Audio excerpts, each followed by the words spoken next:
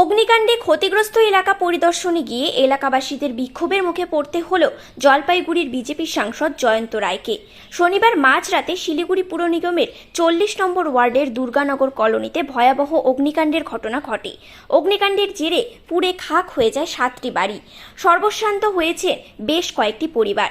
রবিবার সকালে খবর পেয়ে ঘটনাস্থলে যান জলপাইগুড়ির সাংসদ জয়ন্ত রায়, আর তিনি এলাকায় পৌঁছতেই বিক্ষোভে ফেটে পড়েন এলাকাবাসীরা। অভিযোগ, 5 বছর আগে নির্বাচনের সময় এলাকায় দেখা গিয়েছিল সাংসদকে। 5 বছর থেকে এলাকায় দেখাই যায়নি তাকে। এলাকার সমস্যা বা উন্নয়ন কোনো কিছুতেই তার কোনো ভূমিকা নেই।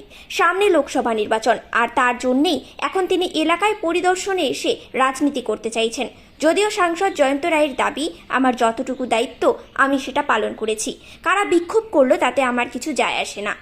উনাকে আজকে 5 বছর পরেই আমরা দেখলাম এই পুরো এলাকাতে রাস্তা, ড্রেন, লাইট সব কাজ আমরা করছি, ও আজকে এটাতে রাজনীতি করতে ঢুকে গেল। আমরা এটা রাজনীতি করতে দিব না। যে বিক্ষোভ দেখালো এই ব্যাপারে কি বলবেন?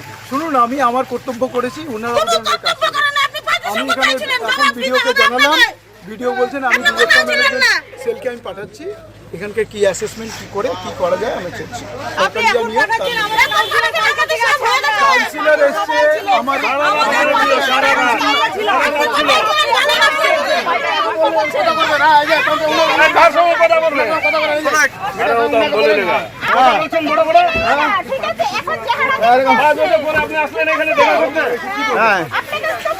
পাঁচ বছর পর আসছেন, 5 বছর কিছু করেন নাই, যে আরোপ লাগাইছি কি বলবেন? 5 বছর ধরে আসিনি, আপনাদের মনে গ্রামবাসীদের অভিযোগ, গ্রামবাসীদের যে অভিযোগ আছে ওটা কিছু বলবেন?